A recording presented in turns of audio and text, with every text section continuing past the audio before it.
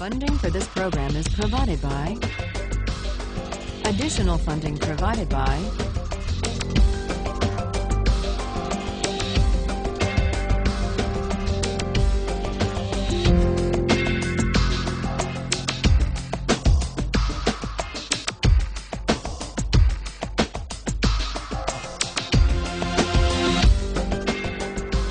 Last time we began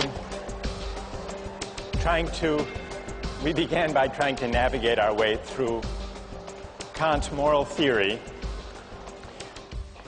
Now, fully to make sense of Kant's moral theory in the groundwork requires that we be able to answer three questions. How can duty and autonomy go together? What's the great dignity in answering to duty? It would seem that these two ideas are opposed, duty and autonomy. What's Kant's answer to that? Need someone here to speak up on Kant's behalf. Does he have an answer?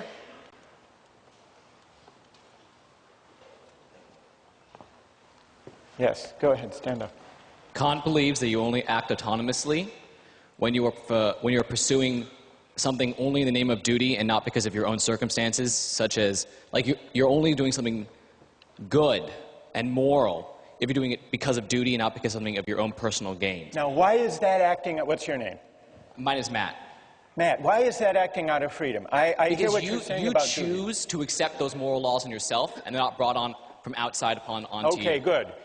Because acting out of duty is following a moral law that you impose on yourself. That you impose on yourself. That's what makes duty compatible with freedom. Yeah. Okay, that's good, Matt. That is Kant's answer. That's great. Thank you. So, Kant's answer is, it is not insofar as I am subject to the law that I have dignity, but rather insofar as, with regard to that very same law, I'm the author, and I'm subordinated to that law on that grounds that I took it, as Matt just said, I took it upon myself. I willed that law. So that's why, for Kant, acting according to duty and acting freely, in the sense of autonomously, are one and the same. But that raises the question, how many moral laws are there? Because if dignity consists in being governed by a law that I give myself, what's to guarantee that my conscience will be the same as your conscience? Who has Kant's answer to that? Yes? Because a moral law is not contingent upon subjective conditions. It would transcend all particular differences between people, and so would be a universal law. And in this respect, there would only be one moral law, because it would be supreme. That's exactly right. What's your name? Kelly. Kelly. So, Kelly, Kant believes that if we choose freely, out of our own consciences, the moral law, we're guaranteed to come up with one and the same moral law. Yes. And that's because when I choose, it's not me, Michael Sandel, choosing. It's not you, Kelly, choosing for yourself. What is it exactly? Who's doing the choosing? Who's the subject? Who's the agent who's doing the choosing? Reason. Well, reason. Pure reason. Pure reason. And what you mean by pure reason is what exactly? Well, pure reason is, like we were saying before, not subject to any external conditions that may be imposed on it. Good. So. That's great. So the reason that does the willing, the reason that governs my will when I will the moral law, is the same reason that operates when you choose the moral law for yourself. Yes. And that's why it's possible to act autonomously, to choose for myself, for each of us to choose for ourselves as autonomous beings, and for all of us to wind up willing the same moral law, the categorical imperative. But then there is one big and very difficult question left. Even if you accept everything that Matt and Kelly have said so far, how is a categorical imperative possible? How is morality possible? To answer that question, Kant says we need to make a distinction. We need to make a distinction between two standpoints from which we can make sense of our experience. Let me try to explain what he means by these two standpoints. As an object of experience, I belong to the sensible world.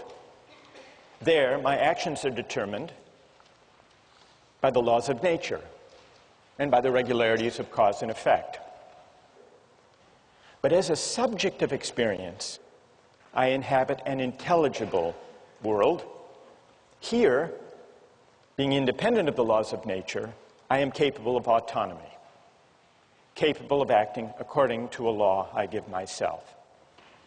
Now, Kant says that only from this second standpoint can I regard myself as free. For to be independent of determination by causes in the sensible world is to be free. If I were wholly an empirical being, as the utilitarians assume, if I were a being wholly and only subject to the deliverances of my senses, to pain and pleasure and hunger and thirst and appetite, if that's all there were to humanity, we wouldn't be capable of freedom, Kant reasons.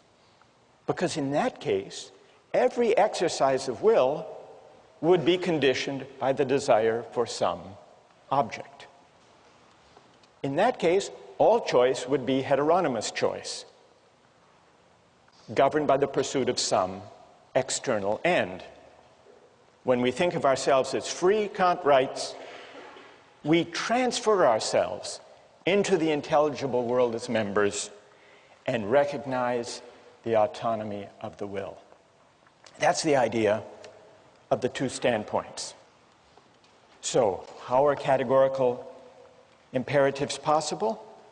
Only because the idea of freedom makes me a member of an intelligible world. Now, Kant admits we aren't only rational beings. We don't only inhabit the intelligible world, the realm of freedom. If we did, then all of our actions would invariably accord with the autonomy of the will. But precisely because we inhabit simultaneously the two standpoints, the two realms, the realm of freedom and the realm of necessity, precisely because we inhabit both realms, there is always potentially a gap between what we do and what we ought to do, between is and ought. Another way of putting this point, and this is the point with which Kant concludes the groundwork, morality is not empirical. Whatever you see in the world, whatever you discover through science, can't decide moral questions. Morality stands at a certain distance from the world, from the empirical world. And that's why no science could deliver moral truth. Now, I want to test Kant's moral theory with the hardest possible case, a case that he raises, the case of the murderer at the door. Kant says that lying is wrong. We all know that. We've discussed why. Lying is at odds with the categorical imperative. A French philosopher, Benjamin Constant, wrote an article responding to the groundwork where he said this absolute prohibition on lying is wrong. It can't be right. What if a murderer came to your door looking for your friend who was hiding in your house. And the murderer asked you, point blank, is your friend in your house? Constant says it would be crazy to say that the moral thing to do in that case is to tell the truth. Constant says the murderer certainly doesn't deserve the truth. And Kant wrote a reply. And Kant stuck by his principle that lying even to the murderer at the door is wrong. And the reason it's wrong, he said, is once you start taking consequences into account to carve out exceptions to the categorical imperative, you've given up the whole moral framework. You've become a consequentialist, or maybe a rule utilitarian. But most of you, and most of Kant's readers, think there's something odd and implausible about this answer. I would like to try to defend Kant on this point, and then I want to see whether you think that my defense is plausible. And I would want to defend him within the spirit of his own account of morality. Imagine that someone comes to your door. You were asked the question by this murderer. You're hiding your friend.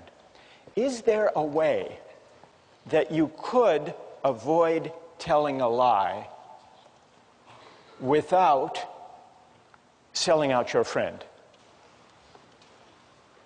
Does anyone have an idea of how you might be able to do that? Yes, stand up. I was just going to say, if I were to let my friend in my house to hide in the first place, I'd probably make a plan with them.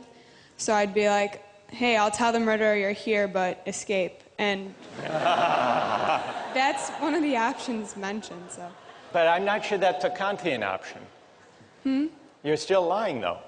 No, because he's in the house, but he won't be. Oh, I see. All right, good enough. One more try. If you just say you don't know where he is because he might not be locked in the closet, he might have left the closet, you have no clue where he could be.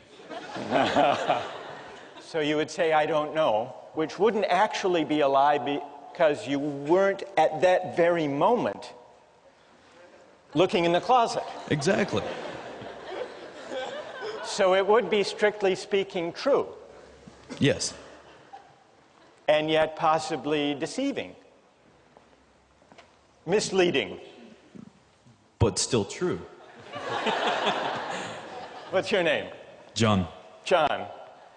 All right, John has... now, John may be onto something. John, you're really offering us the option of a clever evasion that is, strictly speaking, true. This raises the question whether there is a moral difference between an outright lie and a misleading truth. From Kant's point of view, there actually is a world of difference between a lie and a misleading truth. Why is that? Even though both might have the same consequences. But then remember, Kant doesn't base morality on consequences. He bases it on formal adherence to the moral law.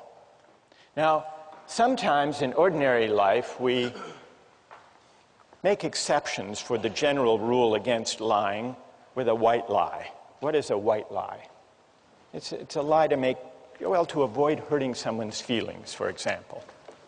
It's a lie that we think of as justified by the consequences. Now, Kant could not endorse a white lie, but perhaps he could endorse a misleading truth. Suppose someone gives you a tie as a gift, and you open the box, and it's just awful. What do you say? Thank you. You could say thank you. But they're waiting to see what you think of it. Or they ask you, what do you think of it? You could tell a white lie and say, it's beautiful. but that wouldn't be permissible from Kant's point of view. Could you say, not a white lie, but a misleading truth? You open the box and you say, I've never seen a tie like that before. Thank you. You shouldn't have. That's good.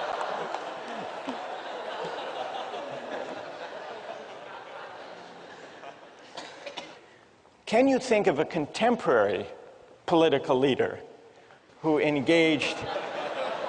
You can? Who are you thinking of? Remember the whole carefully worded denials in the Monica Lewinsky affair of Bill Clinton. Now, those denials actually became the subject of very explicit debate and argument during the impeachment hearings. Take a look at the following excerpts from Bill Clinton. Is there something, do you think, morally at stake in the distinction between a lie and a misleading, carefully couched truth? I want to say one thing to the American people. I want you to listen to me. I'm going to say this again. I did not have sexual relations with that woman, Miss Lewinsky. I never told anybody to lie, not a single time, never. These allegations are false. Did he lie to the American people when he said, I never had sex with that woman? You know, he doesn't believe he did, and because of the... Let me explain. May I explain, Congressman? What he said was to the American people that he did not have sexual relations. And I understand you're not going to like this, Congressman, because you will see it as a hair-splitting, evasive answer. But in his own mind, his definition was not... Okay, I understand that argument. Okay. All right. So there you have the exchange. Now, at the time, you may have thought this was just a legalistic, hair-splitting exchange between a Republican who wanted to impeach Clinton and the lawyer who was trying to defend him. But now, in the light of Kant, do you think there is something morally at stake in the distinction between a lie and an evasion, a true but misleading statement? I'd like to hear from defenders of Kant, people who think there is a distinction. Are you ready to defend Kant? Well, I think when you try to say that lying and misleading truths are the same thing, you're basing it on a consequentialist argument, which is that they achieve the same thing. But the fact of the matter is, you told the truth, and you intended that people would believe what you were saying, which was the truth, which means it is not morally the same as telling a lie and intending that they believe it is the truth, even though it's not true. Good. What's your name? Diana. So Diana says that Kant has a point here. And it's a point that might even come to the aid of Bill Clinton. And that is, well, what about that? Someone over here. For Kant, motivation is key. So if you give to someone because primarily you want to feel good about yourself, Kant would say that has no moral worth. Well, with this, the motivation is the same. It's to sort of mislead someone, it's to lie, it's to sort of throw them off the track, and the motivation is the same. So there should be no difference. Okay, good. So here, isn't the motive the same, Diana? What do you say to this argument that, well, the motive is the same? In both cases, there is the attempt, or at least the hope, that one's pursuer will be misled. Well, you could look at it that way, but I think that the fact is that your immediate motive is that they should believe you. The ultimate consequence of that is that they might be deceived and not find out what was going on. But your immediate motive is that they should believe you because you're telling the truth. May I help a little? Sure. You and Kant. Why don't you say, and what's your name? I'm sorry. Wesley. Why don't you say to Wesley, it's not exactly the case that the motive in both cases is to mislead. They're hoping that the person will be misled by the statement, I don't know where they are, or I never had sexual relations. You're hoping that they will be misled, but in the case where you're telling the truth, your motive is to mislead while at the same time telling the truth and honoring the moral law and staying within the bounds of the categorical imperative. I think Kant's answer would be. Diana, yes? Yes. You like that? I do. Okay, so I think Kant's answer would be, unlike a falsehood, unlike a lie, a misleading truth pays a certain homage to duty. And the homage it pays to duty is what justifies that even the work of evasion. Diana, yes? You like? Okay. And so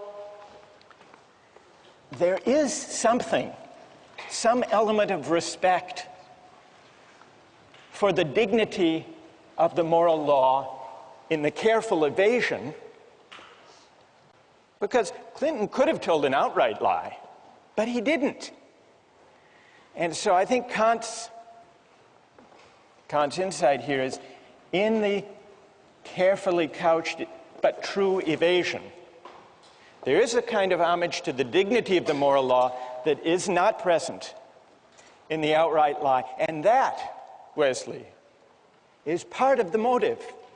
It's part of the motive. Yes, I hope he will be misled. I hope the murderer will run down the road or go to the mall looking for my friend instead of the closet. I hope that will be the effect. I can't control that. I can't control the consequences. But what I can control is standing by and honoring, however I pursue the ends I hope will unfold, to do so in a way that is consistent with respect for the moral law. Wesley, I don't think, is entirely persuaded, but at least this discussion brings out some of what's at stake, what's morally at stake in Kant's notion of the categorical imperative.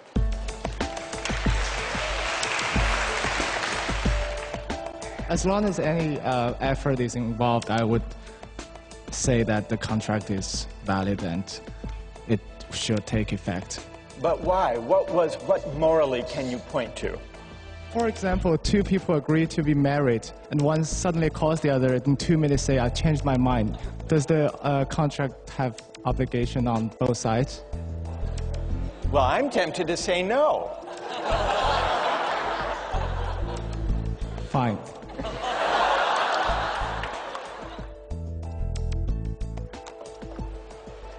Last time we talked about Kant's categorical imperative, and we considered the way he applied the idea of the categorical imperative to the case of lying.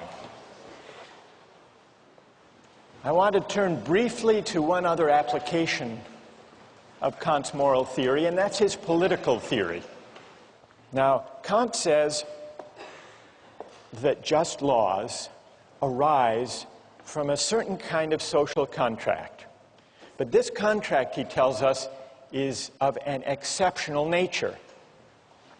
What makes the contract exceptional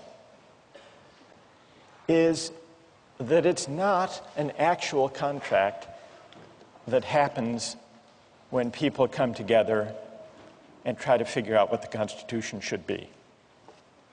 Kant points out that the contract that generates justice is what he calls an idea of reason.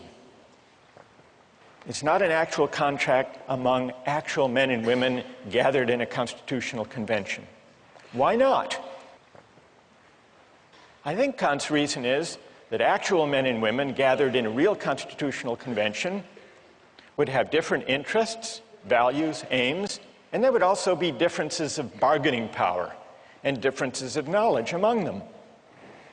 And so the laws that would result from their deliberations wouldn't necessarily be just, wouldn't necessarily conform to principles of right, but would simply reflect the differences of bargaining power, the special interests, the fact that some might know more than others about law or about politics. So Kant says a contract that generates principles of right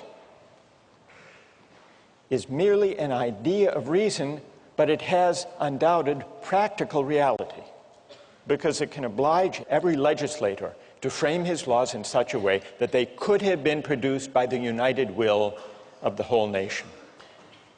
So Kant is a contractarian, but he doesn't trace the origin or the rightness of law to any actual social contract. This gives rise to an obvious question. What is the moral force of a hypothetical contract, a contract that never happened? That's the question we take up today. But in order to investigate it, we need to turn to a modern philosopher, John Rawls, who worked out in his book, A Theory of Justice, in great detail, an account of a hypothetical agreement as the basis for justice. Rawls's theory of justice, in broad outline, is parallel to Kant's in two important respects. Like Kant, Rawls was a critic of utilitarianism. Each person possesses an inviolability founded on justice, Rawls writes, that even the welfare of society as a whole cannot override. The rights secured by justice are not subject to political bargaining or to the calculus of social interests. The second respect in which Rawls's theory follows Kant's is on the idea that principles of justice, properly understood, can be derived from a hypothetical social contract, not an actual one. And Rawls works this out in fascinating detail with the device of what he calls the veil of ignorance. The way to arrive at the rights, the basic rights that we must respect, the basic framework of rights and duties, is to imagine that we were gathered together trying to choose the principles to govern our collective lives without knowing certain important particular facts about ourselves. That's the idea of the veil of ignorance. Now, what would happen if we gathered together, just as we are here, and tried to come up with principles of justice to govern our collective life? There would be a cacophony of proposals, of suggestions, reflecting people's different interests. Some are strong, some are weak. Some are rich, some are poor. So Rawls says, imagine instead that we are gathered in an original position of equality. And what assures the equality is the veil of ignorance. Imagine that we are all behind a veil of ignorance which temporarily abstracts from, or brackets, hides from us who in particular we are.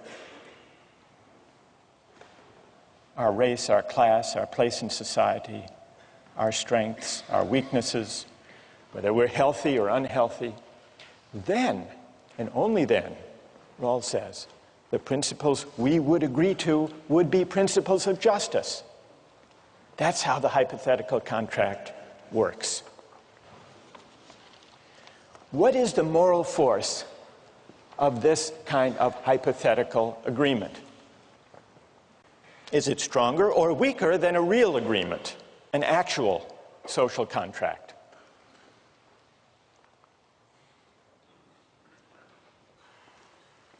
In order to answer that question, we have to look hard at the moral force of actual contracts. There are really two questions here. One of them is, how do actual contracts bind me or obligate me? Question number one. And question number 2, how do actual, real-life contracts justify the terms that they produce? If you think about it, this is in line with Rawls and Kant, the answer to the second question, how do actual contracts justify the terms that they produce, the answer is they don't. At least not on their own. Actual contracts are not self-sufficient moral instruments. Of any actual contract or agreement, it can always be asked, is it fair what they agreed to? The fact of the agreement never guarantees the fairness of the agreement. And we know this by looking at our own constitutional convention. It produced a constitution that permitted slavery to persist. It was agreed to, it was an actual contract, but that doesn't establish that the laws agreed to, all of them, were just.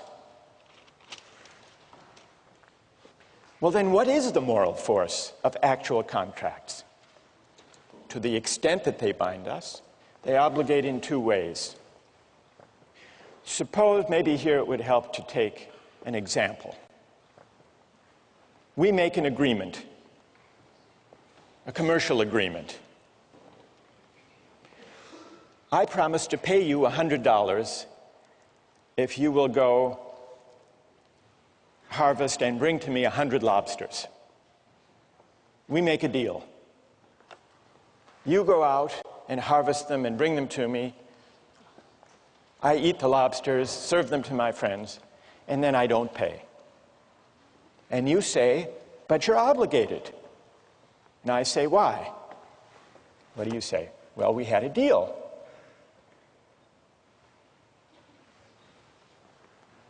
And you benefited. You ate all those lobsters. Well, that's a pretty strong argument. It's an argument that depends, though, on the fact that I benefited from your labor.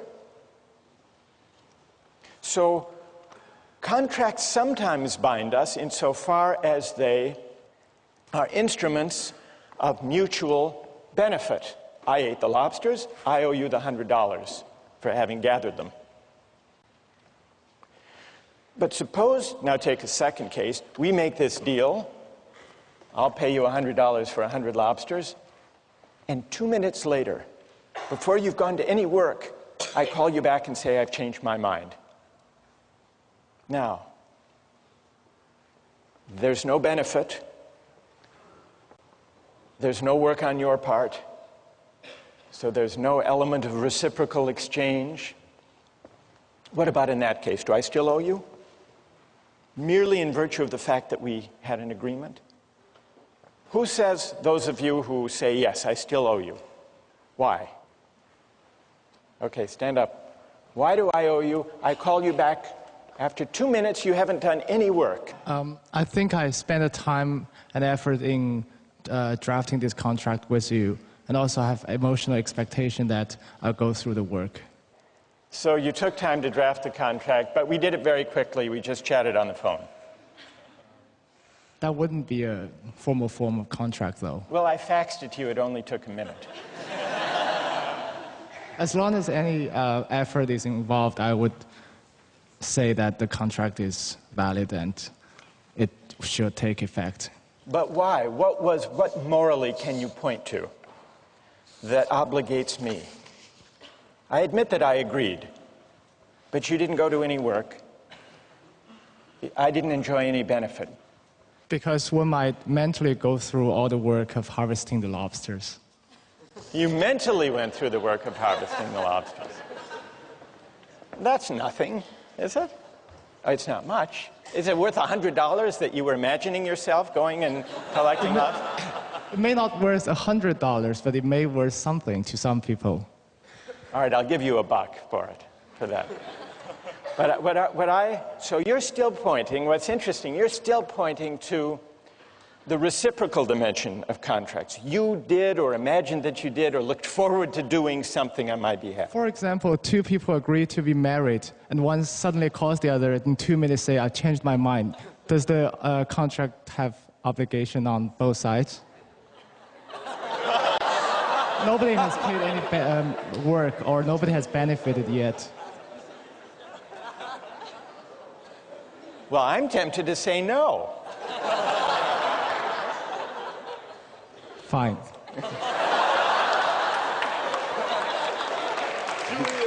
All right. What's your name? Julian. Thank you, Julian. All right. That was good. Now, is there anyone who agrees with Julian that I still owe the money? For any other reason now, go ahead, stand up.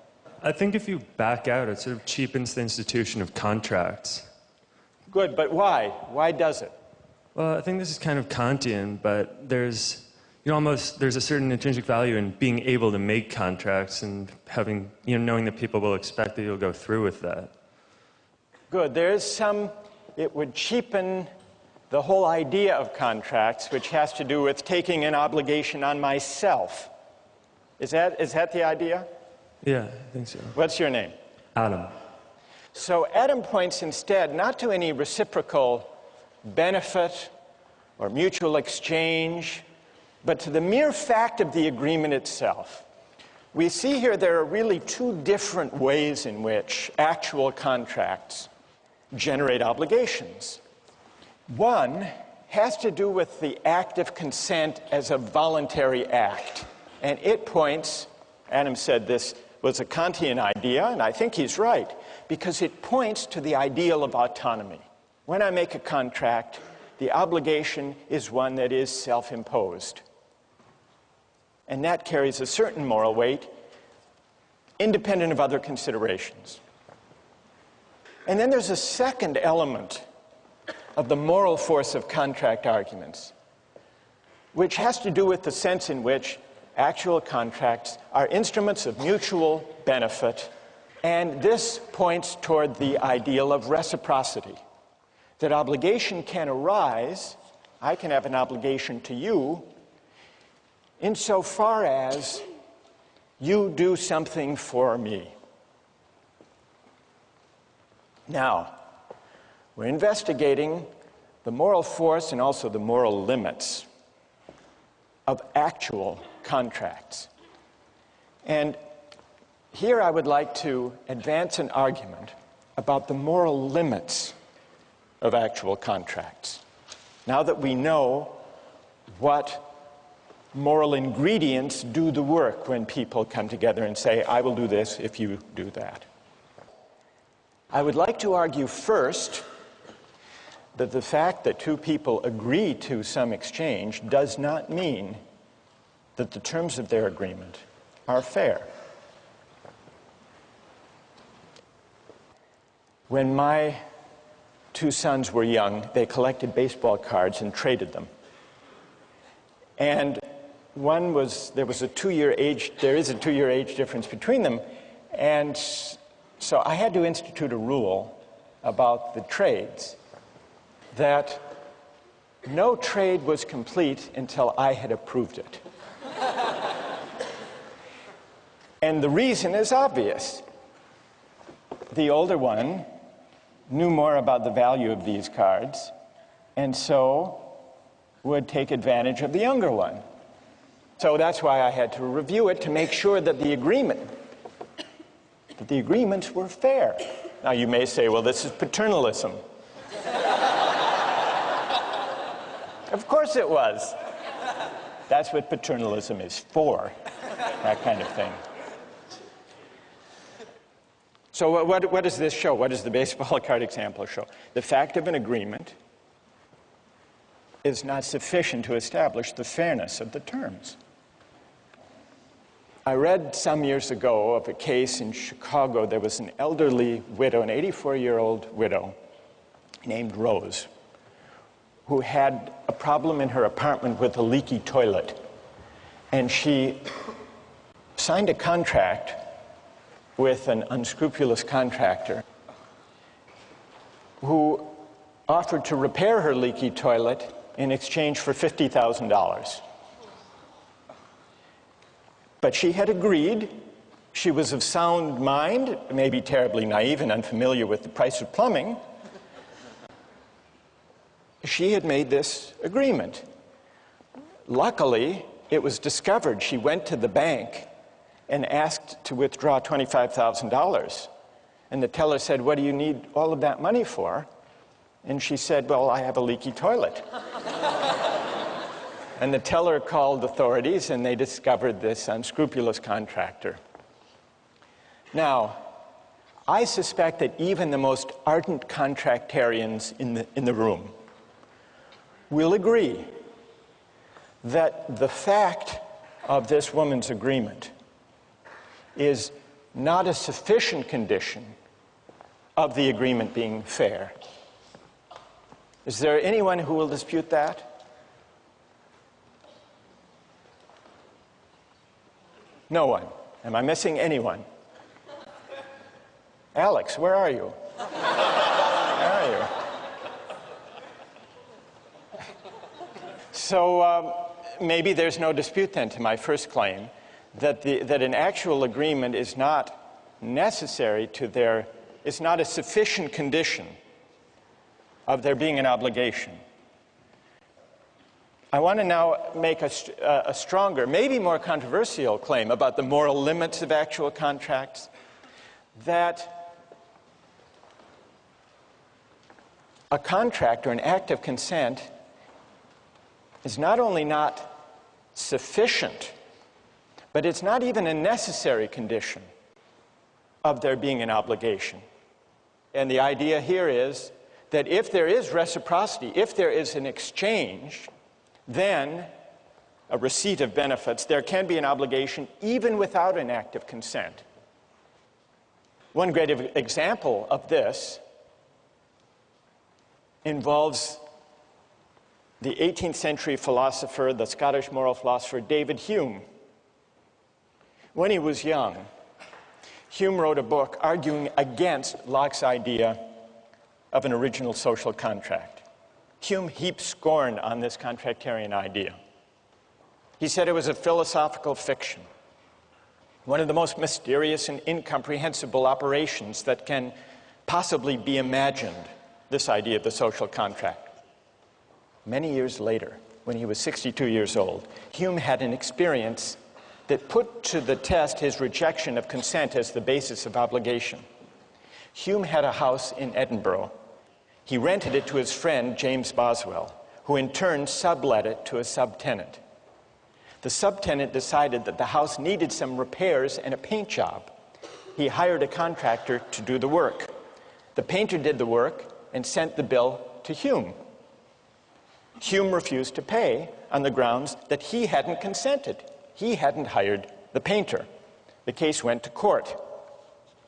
The contractor said, "It's true, Hume didn't agree, but the house needed a painting, and I gave it a very good one." Hume thought this was a bad argument. The only argument this painter makes is that the work was necessary to be done, but this is no good answer because by the same rule, this painter may go through every house in Edinburgh and do what he thinks proper to be done without the landlord's consent and give the same reason, that the work was necessary and that the house was the better for it. So Hume didn't like the theory that there could be obligation to repay a benefit without consent, but the defense failed and he had to pay. Let me give you one other example of the distinction between the consent-based aspect of obligations and the benefit-based aspect, and how they're sometimes run together. This is based on a personal experience. Some years ago, I was driving across the country with some friends, and we found ourselves in the middle of nowhere in Hammond, Indiana. We stopped at a rest stop and got out of the car, and when we came back, our car wouldn't start. None of us knew much about cars. We didn't really know what to do until we noticed that in the parking lot, driving up next to us, was a van, and on the side it said Sam's Mobile Repair Van. And out of the van came a man, presumably Sam, and he came up to us and he said, "Can I help you? Here's how I work. I work by the hour for $50 an hour. If I fix your car in 5 minutes, you owe me the $50. And if I work on your car for an hour and can't fix it, you'll still owe me the $50. So I said, "Well, what is the likelihood that you'll be able to fix the car?" And he didn't answer, but he did start poking around under the steering column. Short time passed. He emerged from under the steering column and said, "There's nothing wrong with the ignition system, but you still have 45 minutes left. Should I look under the hood?" I said, "Wait a minute. I haven't hired you. We haven't made any agreement." And then he became very angry, and he said, "Do you mean to say that if I had fixed your car while I was working under the steering column, that you wouldn't have paid me?" And I said, "That's a different question."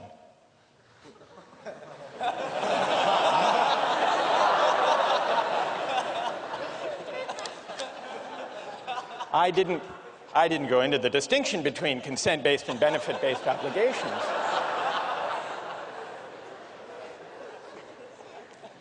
But I think he had the intuition that if he had fixed it while he was poking around, that I would have owed him the $50.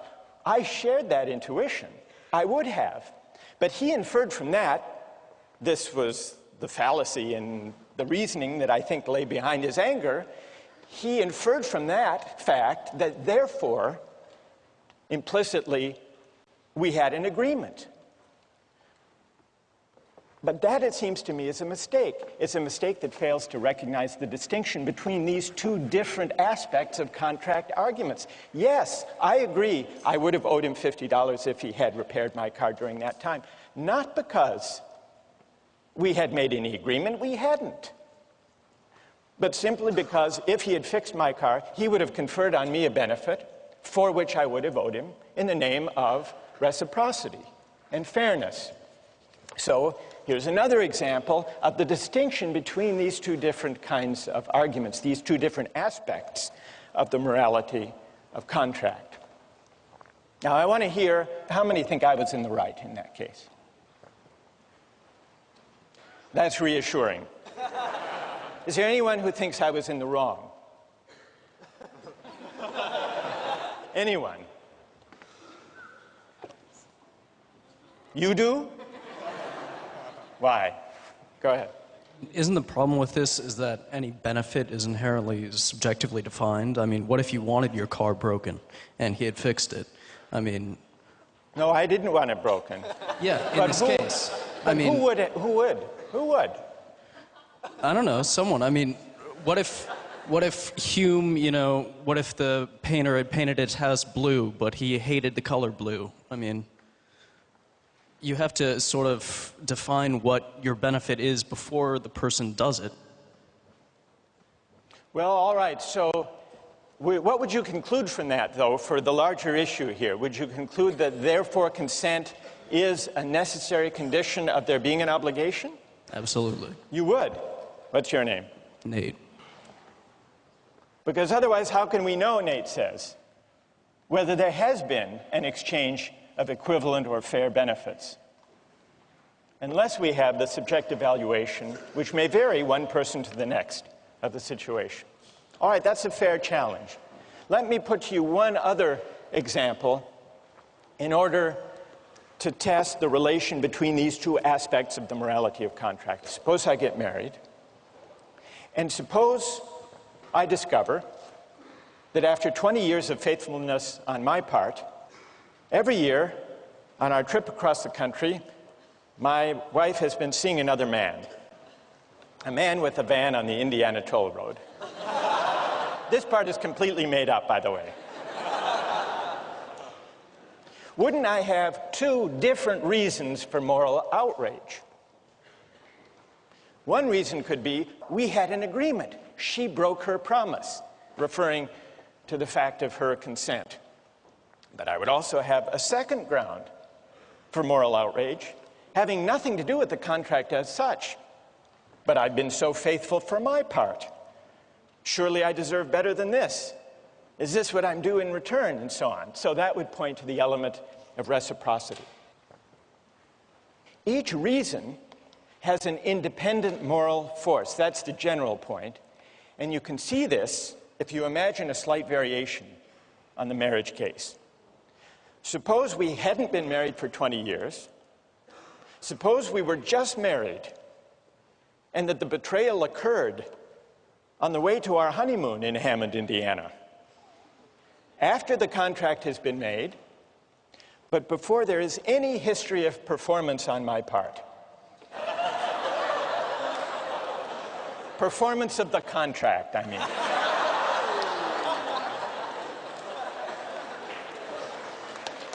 I would still, oh, come on. I would still, with Julian, I'd be able to say, but you promised. You promised. That would isolate the pure element of consent, right? Where there were no benefit, never mind. You get the idea.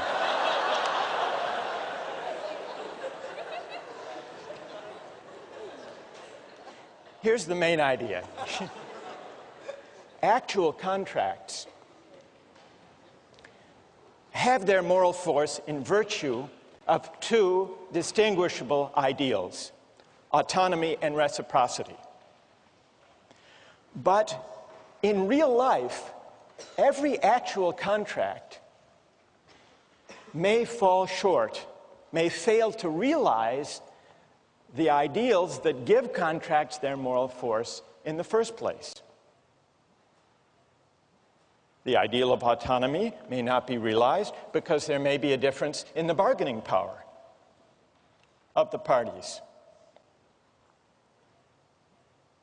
The ideal of reciprocity may not be realized because there may be a difference of knowledge between the parties. And so they may misidentify what really counts as having equivalent value. Now, suppose you were to imagine a contract where the ideals of autonomy and of reciprocity were not subject to contingency, but were guaranteed to be realized. What kind of contract would that have to be? Imagine a contract among parties who were equal in power and knowledge rather than unequal, who were identically situated rather than differently situated. That is the idea behind Rawls's claim that the way to think about justice is from the standpoint of a hypothetical contract behind a veil of ignorance that creates a condition of equality by ruling out or enabling us to forget for the moment the differences in power and knowledge that could, even in principle, lead to unfair results.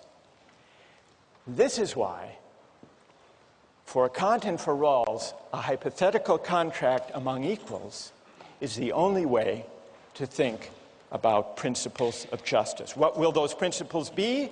That's the question we'll turn to next time.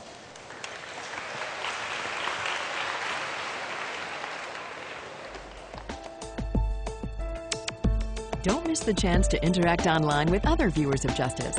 Join the conversation, take a pop quiz, watch lectures you've missed, and learn a lot more. Visit justiceharvard.org. It's the right thing to do.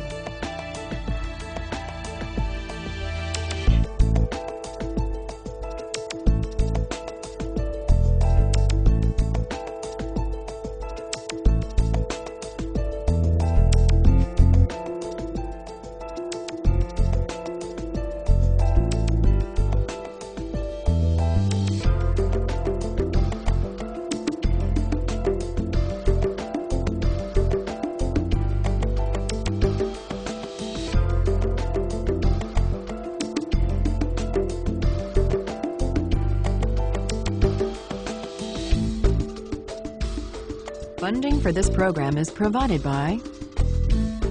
Additional funding provided by